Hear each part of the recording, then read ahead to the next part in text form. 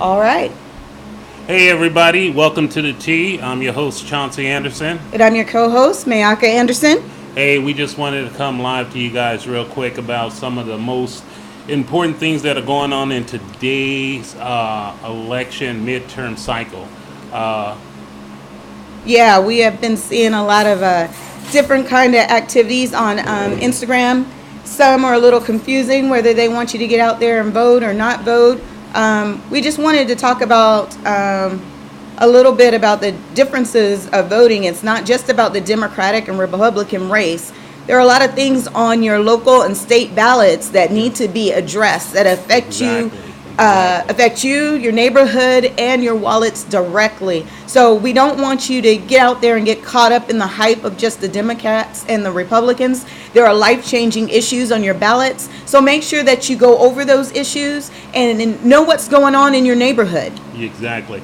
So whether you're here on the West Coast, whether you're in the Midwest, or whether you're on the East Coast, there are various propositions, there are various measures that affect you directly, irrespective if you're a Democrat and or if you're a Republican.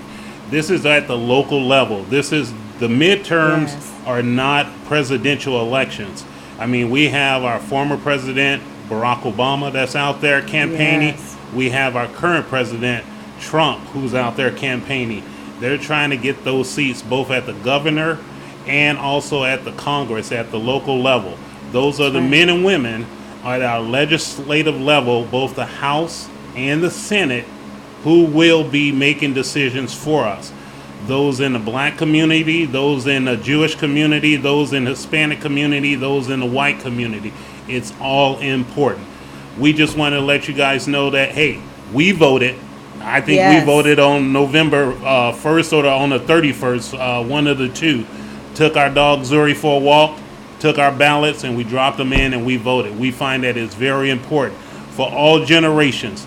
The greatest generation, the silent generation, the baby boomer generation, the Gen Xers, which me and my wife are, and the millennials. Get out there and get to vote. I don't care what state you are. Look at your measures. Look at your propositions.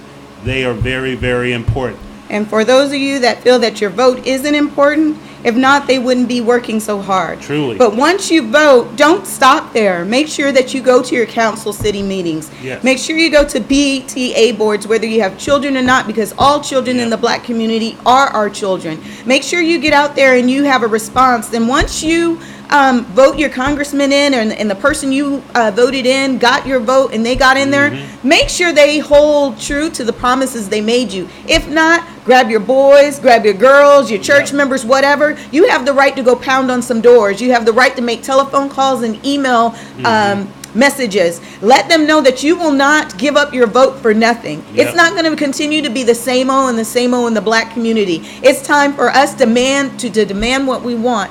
Every other culture does it. We can too. And we should not be hindered or scared to do so. We must fight for each other, fight for what's right, and fight for what we want and what we need in our community. Exactly. No, that's exactly it. Our ancestors did it a long time ago. Nobody likes to hear the word ancestors but us.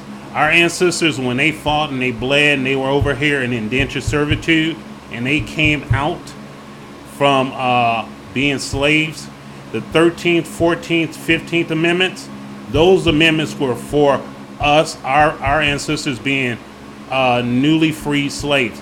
They didn't have a dime in their pocket. They didn't have any land to go to. And what they did, we owe that to them to continue to take up the cause, to find out what they're doing in our communities at that local level. See, a lot of people have the neighborhoods for the Jewish community. Oh yeah, they call it a neighborhood. For the Hispanic community, they call it a neighborhood. For the white community, they call it a neighborhood. But for the blacks, it's just the hood. And we got to get beyond that point anymore. Yes. We have to get back to it being a neighborhood where there's both honor, love, and respect for one another. So we just wanted to come on and give a quick blurb about this, let you guys know that we out here fighting for you, and also to look forward to the tea coming on November 15th. That's going to be our very first one, and we look forward to having a good time with you. Thanks a lot. Peace. All right, fam. Click us on.